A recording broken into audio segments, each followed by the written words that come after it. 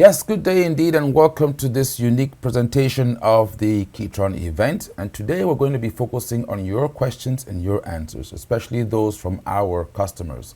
Our customers always come first, and there's been a surge in questions with regards to functionality, capability of the event keyboard. And today, the purpose of this particular video is to address those concerns and to prove indeed that the instrument does have the capabilities that some people are doubting that it does have. So the first question we're going to take today, we're going to leave out the last name, is coming in from Mr. Charles T. Mr. Charles is asking, is the event designed for amateurs or for professionals? Please explain. So the KETRON event is indeed designed for professionals in mind, and that's why most of the functionality and the capability of the event lies around the need of professional keyboard players, professional arranger players. So it's designed for those who are performing live as one-man band. Okay, if you're performing in churches, performing in schools, place of worship, what have you, the event is designed to suit those needs. That, however, does not mean that the event cannot be used in other circumstances as well as with other arranger performance instruments, right? But first and foremost, yes, the event is indeed designed for use by professional keyboards. Now, if the event should find itself in the hands of an amateur, it can also be used based on what their needs are. Again, I always go back to this invention of the screwdriver that was designed, to work a particular way to use with screws. But people have used screwdrivers and broken out of prison before, right? So again, you get the joke, right? So yes, the event is a professional arranger keyboard with professional capabilities, professional build, and we're going to explain more of that as we go ahead in the video. Second question is from Mr. Mike L. Lack of buttons, introduction and ending. Exactly how many fills and endings does the event have? I'm a little bit concerned about that. So the event has 3 introductions. It has 4 endings, it has 4 fills, and it has 4 breaks, and it has 8 variations. Now let's go to the panel real quick so we can see exactly what we're talking about here. Again, out of the factory, if I were to take a look at this and get a closer view of the panel, there we go. So you can see this right here. So out of the factory, these buttons are programmed as follows. You have 3 intros here, you have 3 endings as well. If the machine is in the off position as it is right now, when you engage any of these and I hit a note, this is my intro, and then it goes into my variation A, right? So we just listen to intro number 3. If the style is already running and playing and you press the intro button, which is now going to be the ending, you're going to hear the ending of that style like this.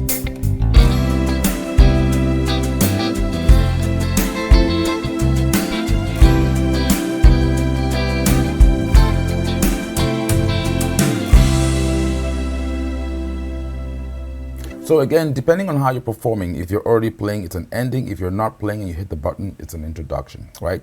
But that does not mean that that's all it does. If you go here to the bottom left corner of the screen, right there in the corner where it says intro, ending, swap, you can just turn that on. And now, even when you're performing, you're playing, I might want to play the intro one more time again. All I have to do is press the intro button, and it's now an intro because it has been swapped, okay?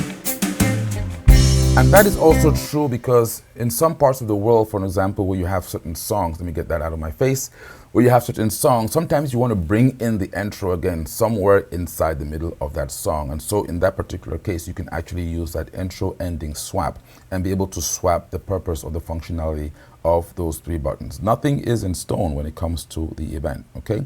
And I mentioned that the event does have 4 endings. Let's go back to that screen again, and you're going to notice on the left corner there's another button that says to end, right? To end. Now what this button does is it takes you to the ending instantly without going through all the curves, right? So if I'm playing and I hit the to end, right there in one measure, it's taking you to the end, okay? So that is your 4th ending as well. So that's what I figured I would show all of you out there and to address Mike's questions. Now by default, you do have 4 variations, which is actually 8 because we have the A, B, C, D. And if your variation button is on, you have 4 additional variations as well, if that style does have 8 variations in it. You also have a fill button, and this fill from the factory is tied to the variation. So if you're in variation A, for an example, and you press the fill, you're going to get fill number 1 as such. If you are in variation C, okay, and you press the fill, you're going to get variation, you're going to get the fill number 3 like this.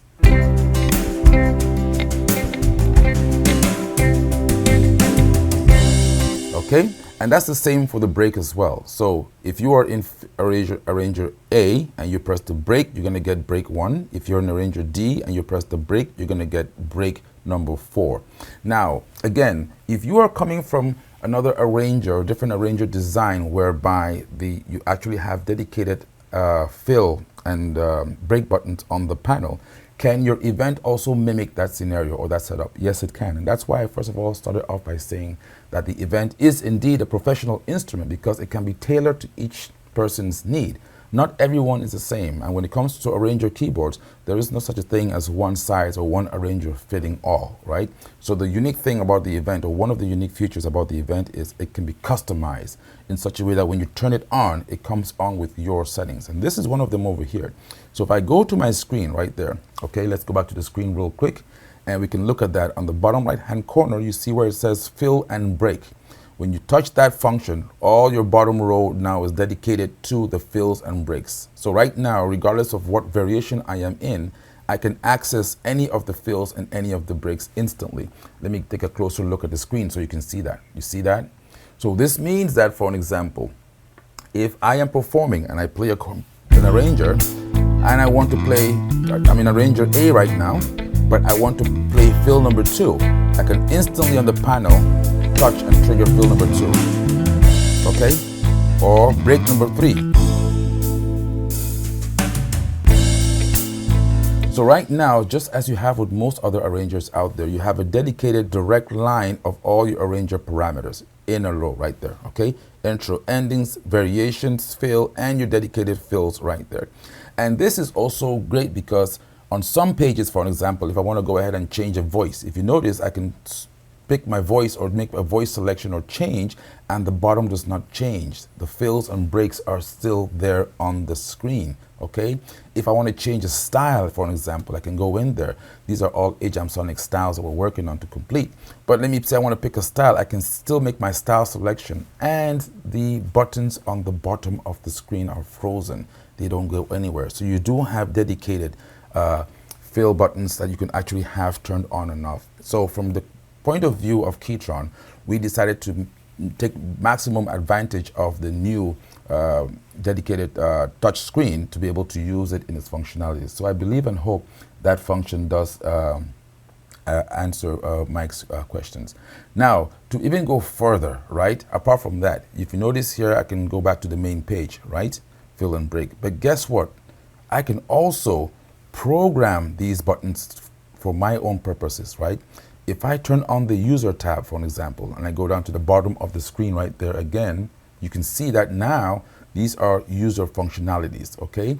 So I have access to voice 1, voice 2, voice 3, and voice 4, which are the 4 voices that are associated with the style, right? So for every style you're performing with, okay, you can have 4 lead voices tied to that style.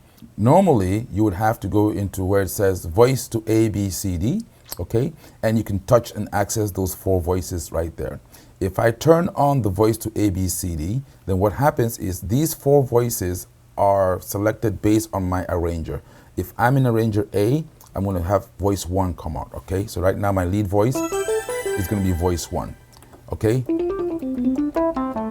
If I go to variation B, automatically my jazz guitar comes on, right? So this is one way that you can actually access those voices. Or if you come over here to the user tab, you can have direct access to those voices on the bottom of the screen, irrespective of what arranger you're in. Again, you look at the whole idea of being able to have smooth controls, always in that direction, arranger functionality and capabilities right there at your fingertips. Because as an arranger performer, you want to be able to go in and out real quick when you're looking at different voice settings, picking different voices, or picking different functionalities. And in addition to this, I can actually go into the user tab where I can actually program even 7 more functionalities that I want to have at my fingertips, okay? So that means that it's technically 14 different things you can program and have access to here, or go back to the factory settings, turn off the user tab, and go back in where you can have your access to your different functions.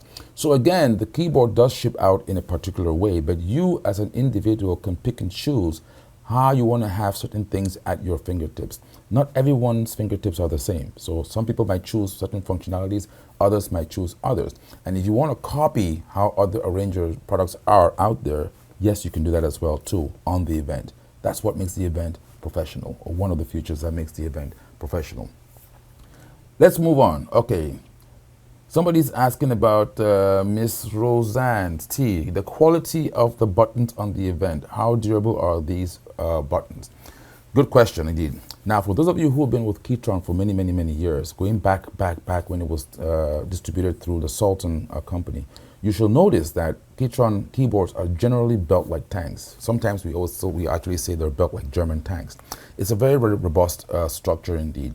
Now, we decided to use buttons because, of course, we're going also based off of history of our instruments. For those who have the older Audio products, if you notice there, the buttons were very robust and very firm. And these are buttons that have been proven to test the tides of times, right? This is not only true in the keyboard industry, this is also true when it comes to the automotive industry. For an example, if you look at a company like Toyota, Toyota does not just jump into new technology right away. They take time to process, and they always work off of existing and proven technology. And that's why when you get a Toyota Corolla, for example, you still have access to your temperature gauges and your temperature knobs right there on the dashboard. But if you were to buy, for an example, say a Mercedes-Benz or BMW, sometimes you have to search to figure out where the temperature gauge is. So again, it depends. You know, sometimes modern technology or way advanced technology may not necessarily be the best thing, especially in your particular field, right? So here again, yes, we are using modern technology, but certain things that are reliable, such as having a button panel, an actual physical button, which is a hard press, such as these on board, these have been proven to last longer. We've also had people on other forums who have complained about rubber touches because after a while, especially with the cheaper keyboards, either the rubber wears out or becomes loose. Again, it's rubber. You have to make your own decision, which is a lot more sturdy, you know, having rubber or having actual hard plastic. So that will be the response to that one, using that.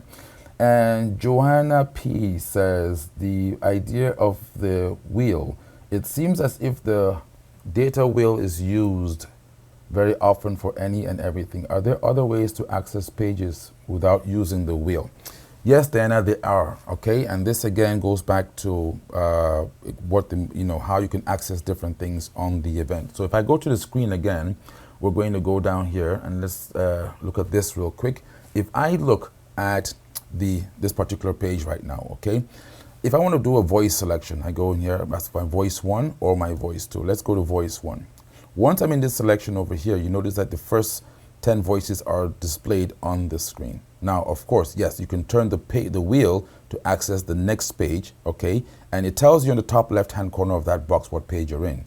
Piano page 6 of 6. If I turn the wheel backwards, it's page 5 and 4. And no, the wheel does not jump all over the place. If I turn it counterclockwise, I'm going down. All right, page 3. If I turn it again counterclockwise, page 2. If I turn it clockwise, I'm going forward. All right, page 3, page 4. Another way you can change the pages without necessarily messing with the wheel is also to use the enter button. If I do that, if you notice, it's changing right there, right? So I can change the pages, and let me just go in right quick so you can see the page directly. And just by pressing the enter button, you can page forward to the next page, right? Now also, depending on what screen you are in, you have different functionality of the wheel and different functionality of the enter button. And remember, you also have the programmable buttons on the bottom, and you can program those buttons on the bottom, right? You can actually program this when you go to the user tab, and you can program the bottom section to act as your page plus or page minus, right? So for an example, I can go in here to user. If I go to the screen real quick, you can see that, and I can program, let's say for example, the first location there, I can make this button, it's gonna, let's say I touch that and it's asking me, what do I want to assign to that button? And I can move down where it says page plus, and I can go down, voice turn, page up, page down. Okay, there it is right there. So I can use the buttons to change the pages, for an example.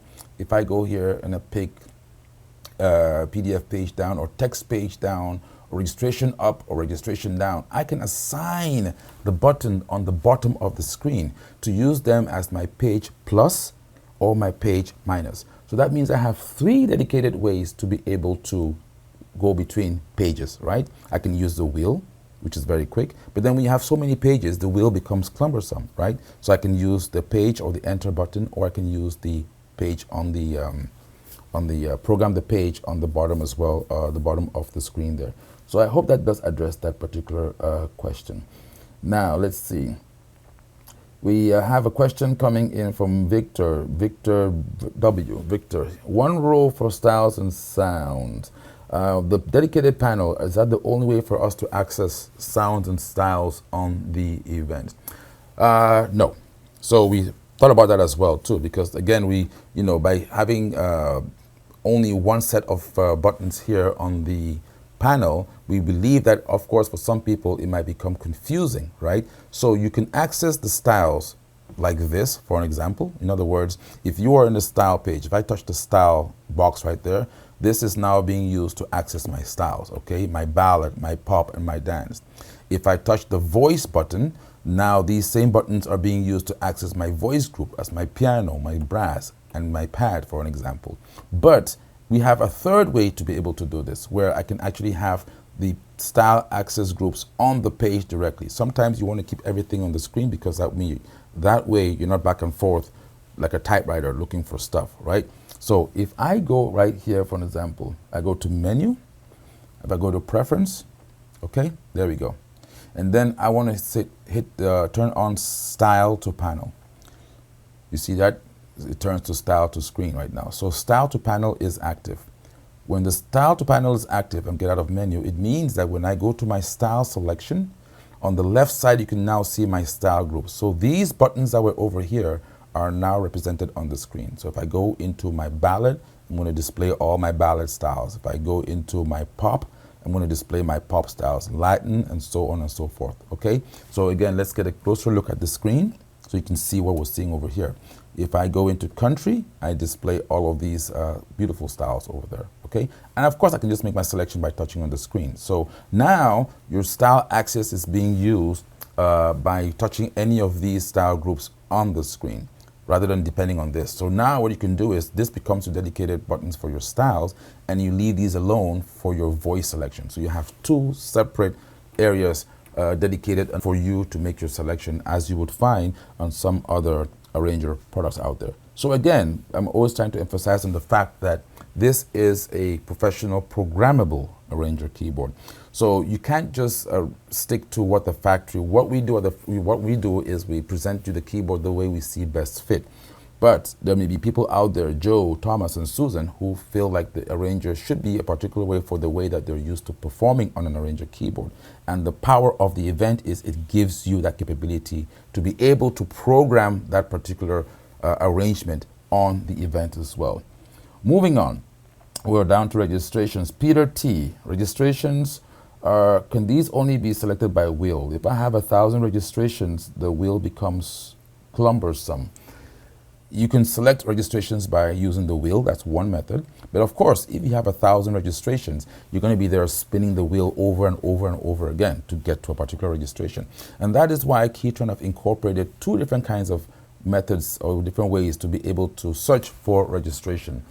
The first one is, of course, the wheel, okay, which everyone knows about. But the second one also is you can search for them either by title, by the name, alphabetical search, or by number, which is numeric search, which is very, very simple, okay?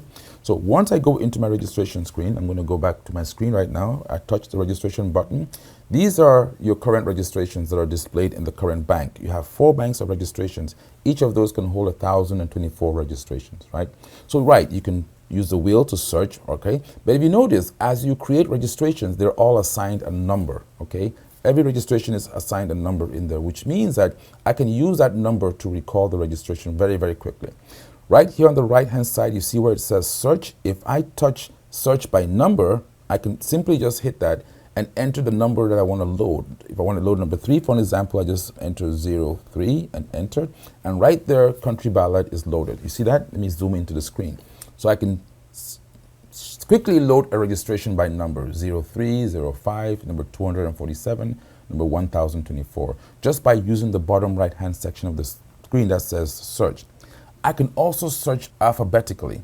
If I go and touch alpha right there, you see alpha is on. Now it's giving me the keypad with the ABC. So if I'm looking for a registration that is called Easy Lounge, as we see there on number 5, I just simply type E. So I come to the, the number 2, and I hit it twice until it says E. Easy is E. Okay, I touched A, right?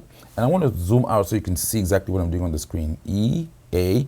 And sometimes all you gotta do is just type in the first few letters and hit enter. And it's gonna pull up everything that has the EA right there, okay? And then of course you hit that and you load in your Easy Lounge registration.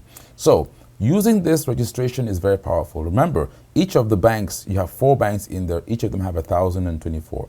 You have 1,024 in bank 1, 1,024 bank 2, 3, and 4. You can create up to 1,024 registrations, right? So that becomes very, very cumbersome. So this is a very good question indeed. How do you search through? Yes, you have the wheel, but again, this is not the only way that you can search for registrations. You can also search for them numerically and alphabetically. Now, why did we put numeric in there? There are some of you out there who are used to the old way of doing things. You have like your cheat sheets. You have your song book, for an example. And within your song book, what you're doing is you have a song, let's say Slip Sliding Away, or you have another song, Julie Andrews, or different songs that you have. And what you do is you create a setting for that particular song, and on that song book, on that cheat sheet, you just simply write the number, right? So let's say you wanted to write the number for registration, I Will Always Love You. On your cheat sheet, you put number 72, because on your keyboard, registration number 72 is I Will Always Love You. So you put a number in there. Now when you're performing at the gig, all you gotta do is put in 072 or 72, enter, and it calls it up right there. So it's barely, you can actually recall a registration in under a second, okay? And that's, again, for professionals. Those of you who are out there performing, you got people on the dance floor, you wanna go from song to song real quick, you can use a numeric search value on that to recall a registration. Or if you don't remember what the number is, but you know that it was called I Will Always Love You, you can use the alphabetical search and just type I will, and it's going to pull up all the songs that begin with I will, and you select it. Again, 2 touches. So no, dismiss that myth or the fact that everything has to be done with the wheel. That is not true, okay? The capability to be able to freeze registration parts, right? We don't have a freeze on the event. No, that's because the event is a lot smarter. So what we do have is a registration menu where you can determine what the registration recalls, right? And I think that's where there's some people may not understand some of the functionality of some of these features. So when you go into menu, I'm going to go there real quick. You see there's an icon called registration setup, regist setup right there. And you touch that registration setup. Now let me explain what this is. On the left side are your categories, and on the right side are the individual items within the categories that are selected. So right now we have the general category, which is yellow, which is on, and it tells you what are the things that the registration will recall. Okay, so in this case, the transpose value will be recalled, and the slider locations where your sliders are shall be recalled when you recall a registration. If you do not want the registration to recall the slider and you want it to maintain the value of the sliders as they are right now on the panel, you would turn the slider function off. Okay, so this is a very good example right here. This means that when you try to recall a registration, it will ignore wherever the slider values were, the digital value of the volumes. That shall be ignored. What will take precedence will be the location of the slider right now. So, which means that if your sliders are all the way down on 0, okay, and you made a registration where they were all the way up, if you recall that registration with the sliders down, you're not going to hear anything because the registration is not going to recall the value of the sliders when they were saved. It's going to take upon the current location of your sliders. Now, most people like this particular function like this because they want to be able to visually see their volumes as they're performing live.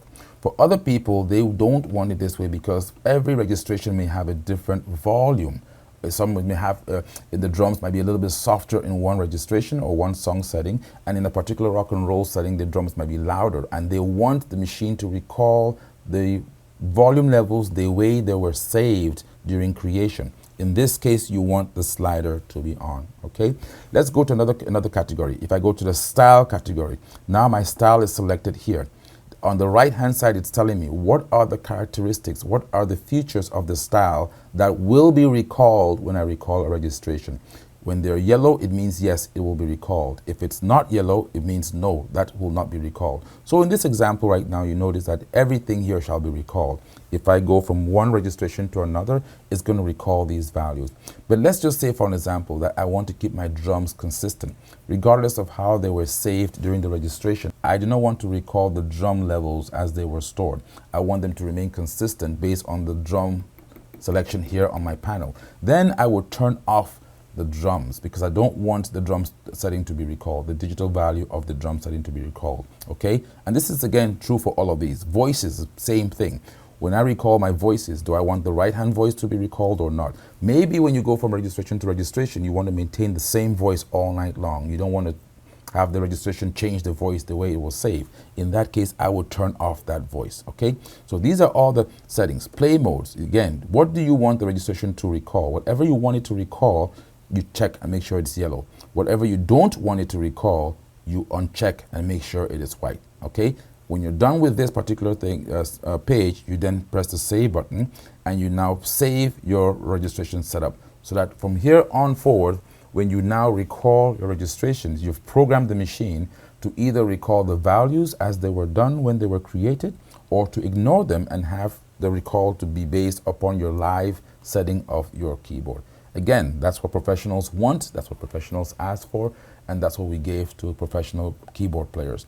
Now, amateurs might not find this funny, right? Because again, it seems like it might be too complicated, but in reality, as a professional keyboard, very few people buy the keyboard and use it the way it was out of the box, right? You always try to customize it for your purposes.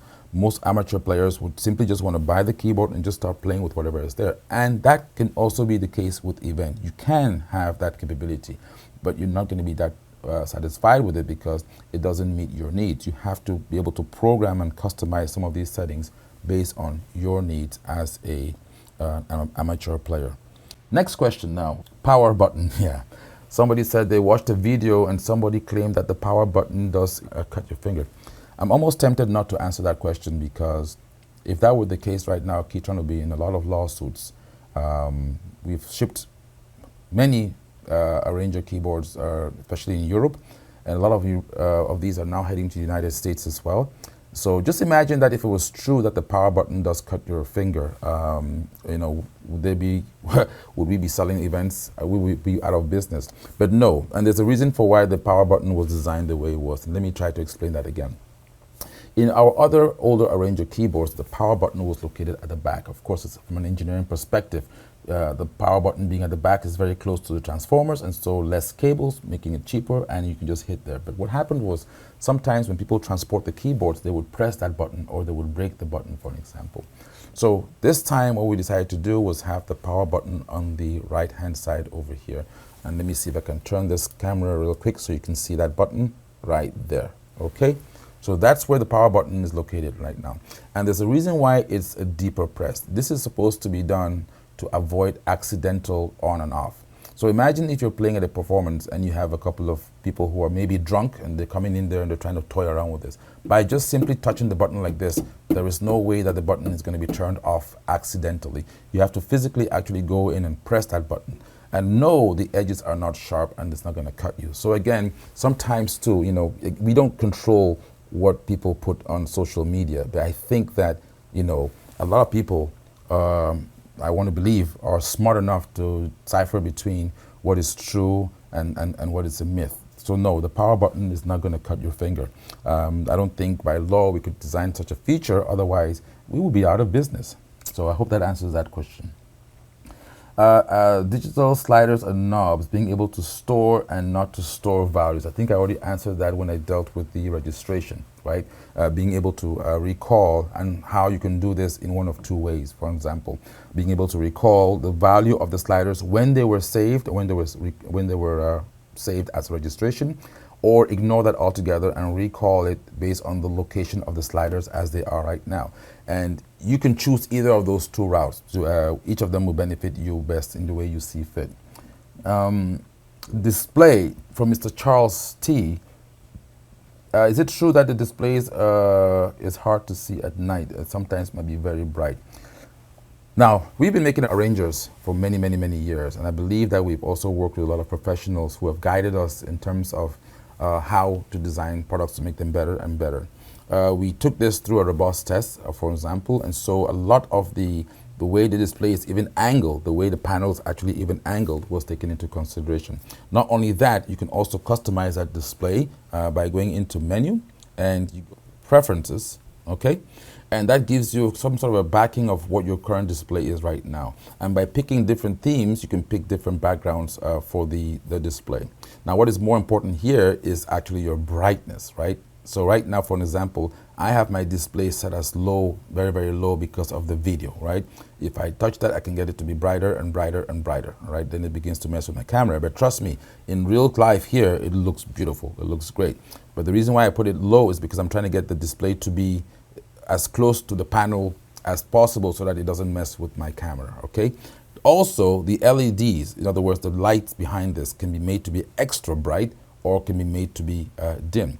So if you're playing in a nightclub, for example, if you're playing, let's say, in an environment where it's very, very dark, no, the lights do not blind your eyes. You can actually control them and you can make them dimmer, right? So sometimes, again, people buy products and they don't go through the manual, they don't go through the capability of what the machine can do, and they start putting stuff out there on the social media. Unfortunately, though, it seems like these are causing people to be a little bit scared, and people start asking a lot of these questions from what I'm seeing over here. So no, you can have control over that. In the older KETRON products, like on the audio, you didn't have that much control over the LED brightness. Yes, you could have a contrast on the screen, but again, by listening to customers like yourself, we now implemented that as well, because not everybody is going to play under the same light conditions, right? Some people play where the nightclub is dark, or in a church darker setting, or it's all lit up, so you can actually customize that. We pick a value from KETRON where we think is going to be suitable to the general public. And so far, if you look at some of the reviews that are out there, nobody really has complained about the display or the screen. So, but I figured we would answer that question as well. Arranger latency coming from Mrs. Bridget T. Bridget T. We saw a video that they're demonstrating the Arranger slow. Okay. So the event, yes, we are tooting the fact that the event is a live audio arranger player. Nobody else has gone this far when it comes to using audio technology with an arranger keyboard. However, it does also have the capabilities to have and play MIDI styles, right? Audio has its pluses and minuses, and I believe most of us out there are aware of that, okay? You do have a certain amount of latency when you're dealing with audio because of either processing, streaming, or sometimes just in the audio file itself. And I'm going to show you a demonstration here real quick. So if I pick an audio style, all right, this is again unique to the audio styles, right? Okay, let's go in here and pick this one, country ballad, and I activate the key start and key stop. This allows us to be able to have the machine perform when you play the chord, and as soon as you let go of the chord, it should stop the performance, right? So here we go. If I do this, take out the lowers, pick the right voice here.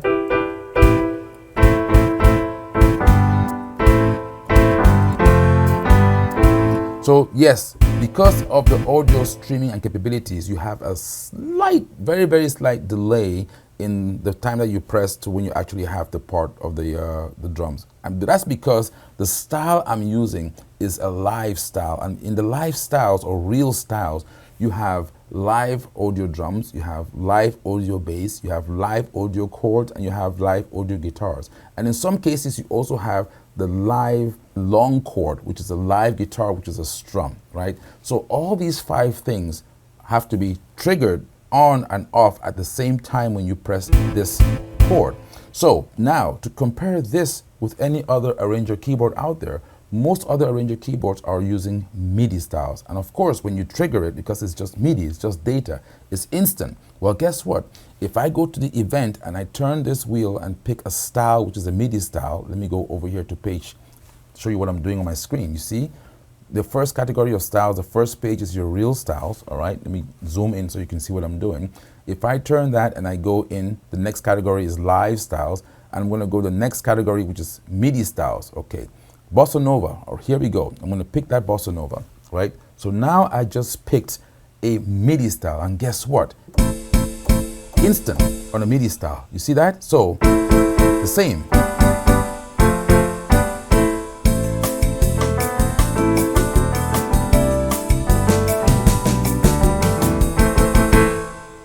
No delay whatsoever, right?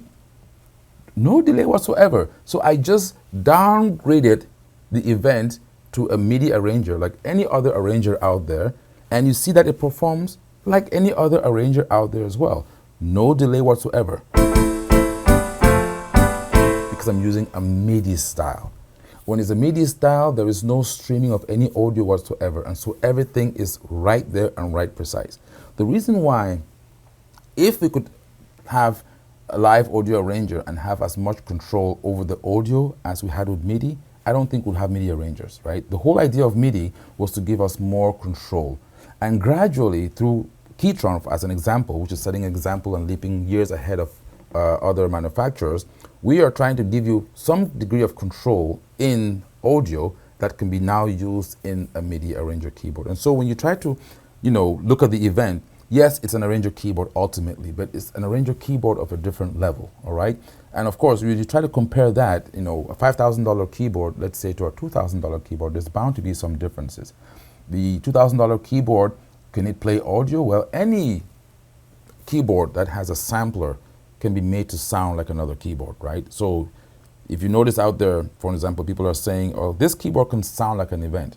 Well, there's a reason why they're saying this keyboard can sound like an event. If I have a Toyota Corolla, again, I'm going back to the example, and I take out the engine of a Corolla and I put in the engine of a BMW, does that make it a BMW? I'll leave you to answer that question, right? So again, always think about this. There's a reason why people are trying to compete or compare or try to sound like an event. If you go out there and buy another product and you're trying to sound like this product, why not just buy this product and be done with it? Why are you buying this one and trying to make all these modifications and trying to sound like this one? Why would you buy this one and then sample the drums and the saxophone and other instruments off of this one and put in this one and try to make this one sound like that one? Not many people have the time to do that. If you're a creator and you spend your time just creating content and you have all of these keyboards, you can move data back and forth. But for the end user, for the natural customer who's at the end, who's buying an event, or who's buying a Genos, or who's buying a Core PA5X, they're buying it for a particular purpose, a particular reason. I don't think they're buying it because they want to use it, they want to try and make it sound like something else, right? For the most part. Again, I'm just being a little bit more general, more open here with regards to that question on the latency. So that is a unique feature. And while we're in here too, let me bring out another function that we have on here. If I have just the key stop on, right? Just the key stop is on. If I play a chord and hold it down for more than a second, all right, it plays. If I do it like this, an instant stop and start, or start and stop, as you can see, real quick, it has actually been stopped, right? So I can do something like this.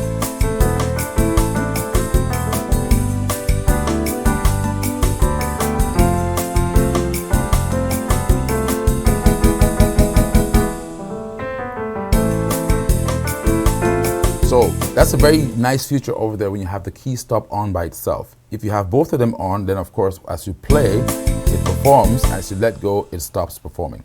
If you have both of them off, then you're just playing your regular unit keyboard without having the left hand as well too. So I want to believe and hope that we've actually addressed that question as well.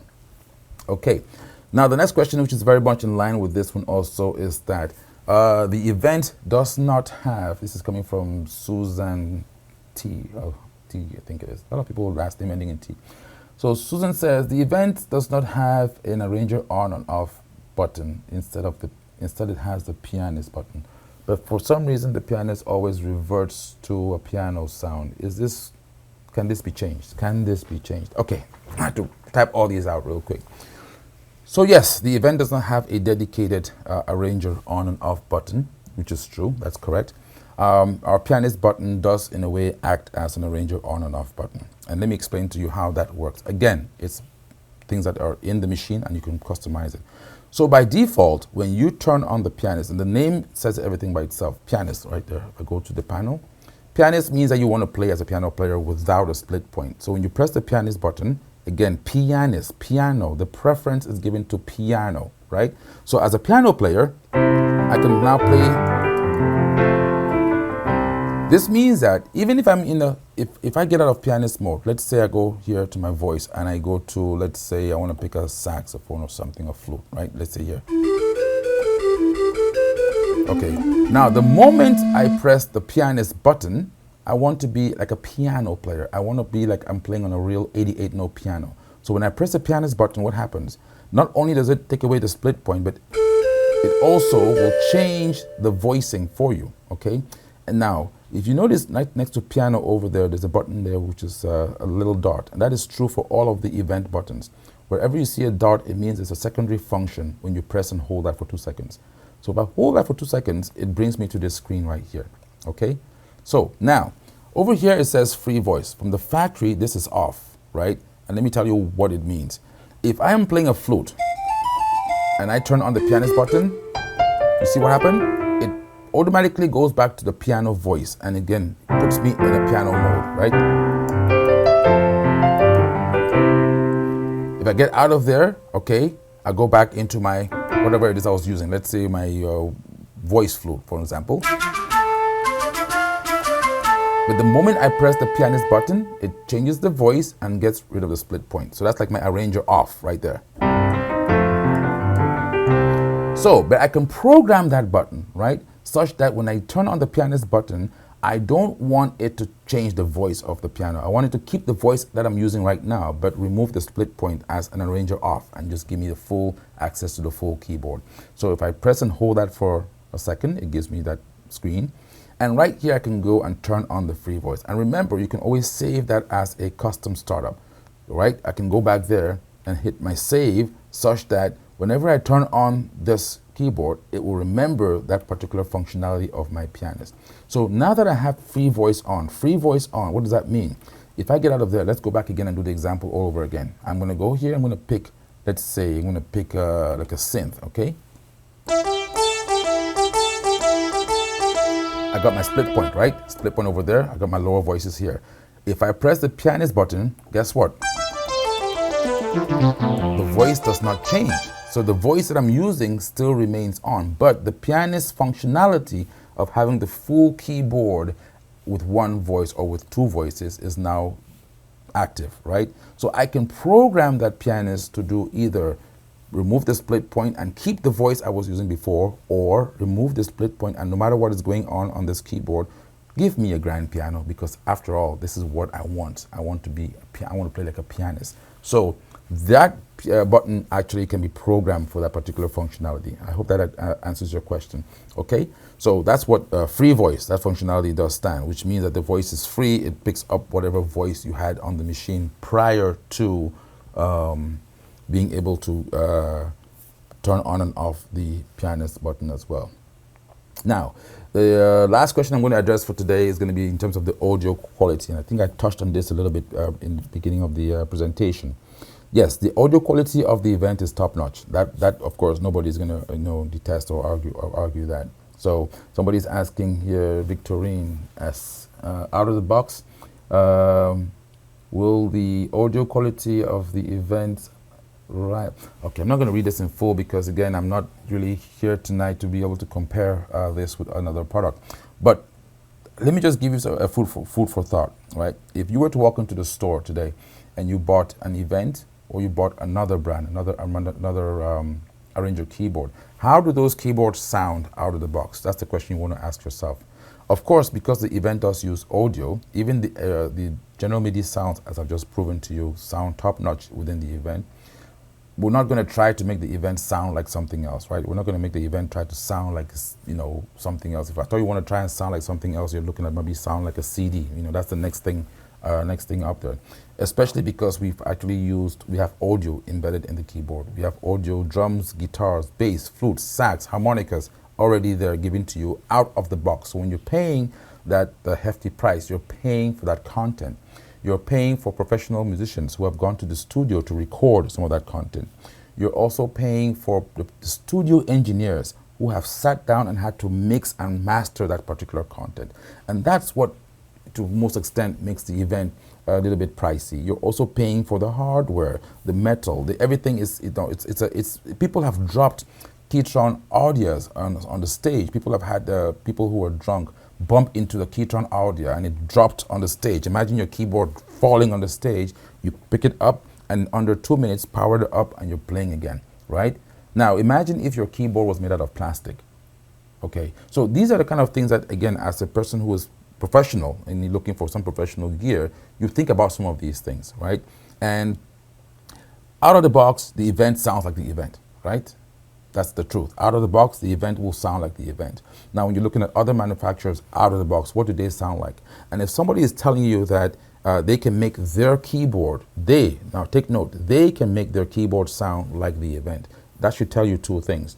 They're not happy with the keyboard the way it sounds, and they want to try and copy and make it sound like the event. The other question, which is even more important than the first one, is can you make your other keyboard sound like the event, right? So again, I wanted to address these issues because a lot of questions came up, and I think I know why. Again, social media, people are putting stuff out there that people are reacting to in ways that they see fit. I just want to make sure that you as a KETRON customer or you as a potential customer are not deceived by some of that information, right? So again, I've pretty much proven what I can prove on the event. 1.1.0 is the software I'm running. I actually had to downgrade my unit, and I can show you there on the screen just so, because people are going to ask that maybe AJ has his more advanced software running in there. No, if I go here to menu and I go to preferences, you can see what I'm seeing there on the screen, 1.1.0, okay?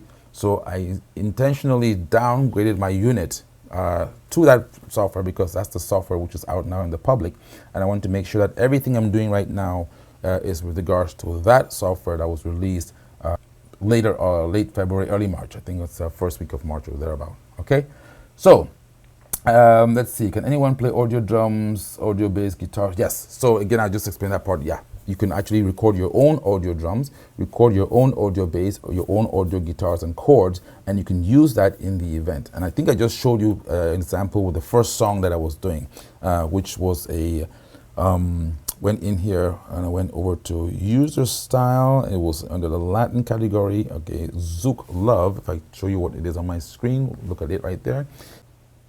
So in this example, I'm going to go ahead and try to illustrate this, being able to put or to add your own guitars. And we're going to do a separate video that shows you exactly how easy it is to do this. Again, stress and focus on the word easy, right? So right now I'm going to go ahead and go to my user style location, user style Latin, and pick this style called Zouk. And I'm going to remove the drums and remove the bass and remove the chord. I want you to hear just the real chord, which is the live guitar that's going to be performing as I do the style and change the chords. Again, this is one of the strengths of the event, being able to change audio. Everything you're going to hear right now is a live guitar player, okay? But now I'm going to be able to change those chords by changing chords.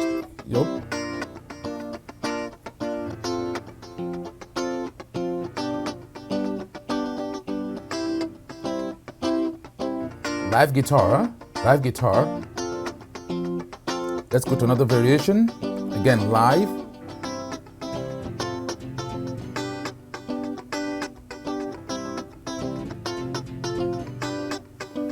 Drums, live drums.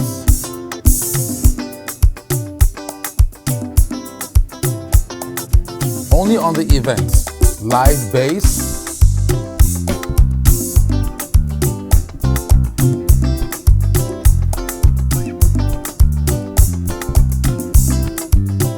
Live MIDI chords.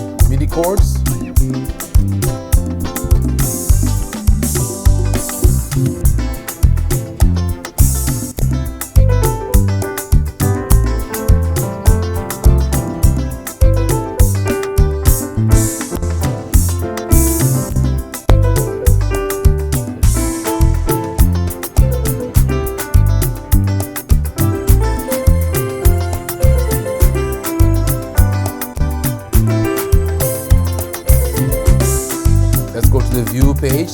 see what we're seeing right here?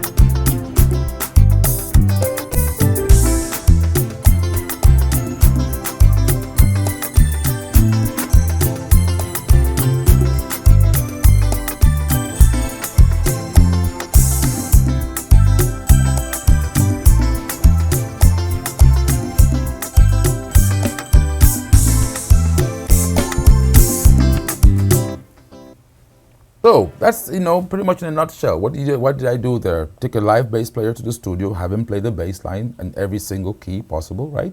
For bass, it's very simple. Just majors and minors are all you need. Have a guitar player go to the studio and record the different guitar parts. Again, you have to be meticulous, right? But the output or the outcome is so good, right? Now, another question I want to address is chord mode. A lot of people have asked, especially coming from other arranger boards who are not professionals, is it possible to be able to play single finger notes? In other words, just play a chord on the machine and have it play the entire triad chord. Well, that is very, very possible indeed. Like I said, the event is all about how you make it and how you can customize this wonderful machine to do what you want it to do, right? So here we go. How do I change or how do I access the chord modes on the event? Right here on the screen, you're going to go into where it says mode. Okay, and that's what it has, all your mode functionality with regards to the arranger. So if I go into mode right there, you can see a couple of things. On the third row, it says chord mode, right? And right now I have it on easy 2, which is actually playing with fingers, 3 fingers, okay? So if I change that into easy 3, okay, that's your single finger mode, which means that I can now just play a single chord, okay? Let me go back in again and let's pick a regular style right here from the AjamSonic package. I know that we're going to talk about that in more detail later. But if I play a single finger, all right, right there, it's a major chord.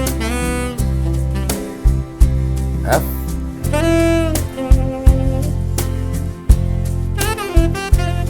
G.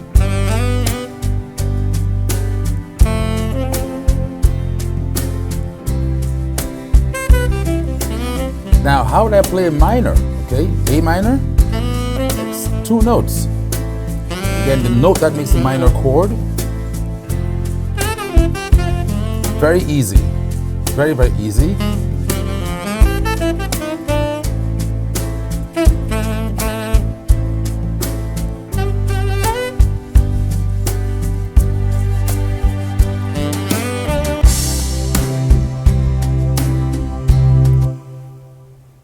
Wow, that was so beautiful, right? So touching.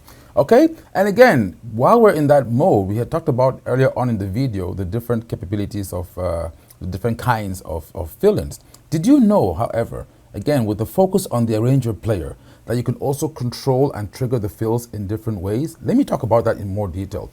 I'm going to go back into my mode screen over here. Let me go over to the screen, and I just realized that we need to talk about this, right? These are some little tricks. So if you look at the screen over there, it shows you the third row. You see where it says, second row, it says fill mode, right? So let's go through each of these one now. Let's start with the auto mode. What does automatic mean? Automatic means that as you're playing the style, okay, if I change the variation, there's a fill before the style, all right? Listen to that. When I change the variation, there will be a fill before it changes. Here we go.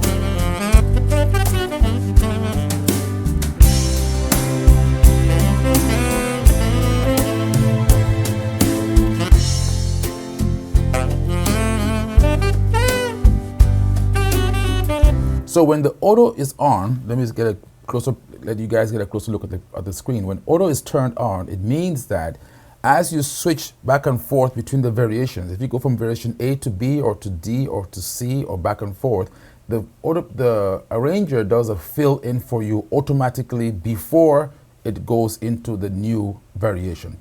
That's for auto. Now, if I go into to arrange, right? In this case, again, when you press the fill button, automatically the fill will now take you to the next arranger. Let's try that. So I'm playing C and I hit the fill. See what it did? It jumped over. So it's on the B right now,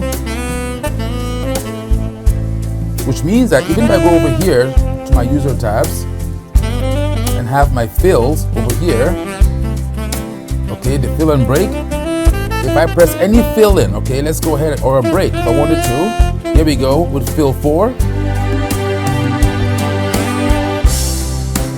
Automatically it jumps. So what is the idea? You could either go between the arrangements and have the fill be performed prior to getting to the next one, or you can press the fill button and the arranger will jump forward or backwards based on how you have programmed the fill. And again, let's go on the other one. If I go over back into my mode screen, let's go back to my main page and get back into the mode, and we did the to arrange. What about aftertouch? Now, aftertouch is going to be probably the best of all of them, right? Because that means that you can keep on playing and your music does not suffer. Just simply pressing the keyboard a little bit harder will trigger the fill. Watch this. Let's get back to your fill. Now, let's get back to your main screen. I'm going to pick a saxophone sound over here. Let's go over to my sax category. And I want to pick, let's see, a real nice sax voice right here. The circus sax, okay? I want to pick one of the Ajam styles right here. Very smooth pop. It's a beautiful, beautiful style, okay? Now listen to what I'm going to do, or watch this. If I play gently, nothing happens. But if I press hard on the keyboard, it will trigger a fill. That's the aftertouch, using the aftertouch capability of this beautiful board. Press.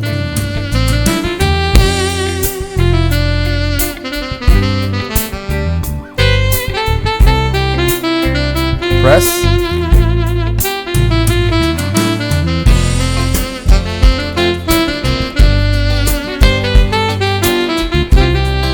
So this means that let's get more and more creative. If I have the aftertouch engaged and I also have the fill to arranger engaged, that means that I can play the keyboard, and when I press harder, it will not only fill, it will also change the variation. Check it out.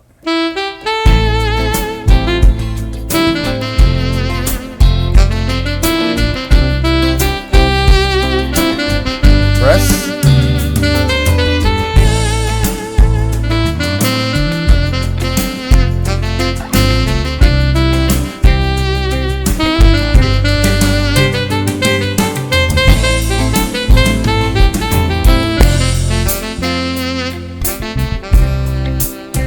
So what did I do over there? I can either use my right hand or my left and slightly press hard on the keyboard, which means that my music at no point suffers because I'm using the key response to trigger that fill. And not only am I doing that, I'm actually jumping back and forth between the various arranger parts as well. Okay, so that is, again, in addition to some of the questions that were asked, I felt I would throw that in there, you know, being able to control the fill. And this is the kind of thing that professional musicians are looking for. Now the question you have to ask yourself, okay, you want to buy a cheaper keyboard. Can you do that on a cheaper keyboard? Can you have the audio following you? That's the strength of the event. Can your, as an arranger player, you want to play chords and have the machine following you. With MIDI, anyone and everyone can do that with MIDI. What about with audio? Can you do that? Catch you all in the next video. Don't forget to subscribe to the channel. If you want to hear the truth and know the truth about KETRON products, subscribe to the channel and keep your questions coming. These were very, very nice questions indeed. I would not say they were challenging. A lot of the questions were based upon what people are seeing and spewing out there on the social media. But I hope that this video, I'll try to keep it as short as possible, but I'm hoping that it has actually helped clear the minds of a lot of folks out there who are having doubts as to the capabilities, functionalities, and the KETRON event in general. Catch you all in the next video. Ciao.